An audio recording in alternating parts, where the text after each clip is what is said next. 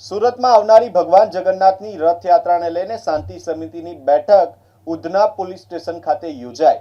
આ બેઠકમાં ચર્ચા કરવામાં આવી કે કઈ રીતે આ સમગ્ર આયોજન સુવ્યવસ્થિત રીતે થઈ શકે અને રથયાત્રા શાંતિપૂર્ણ માહોલમાં યોજાય।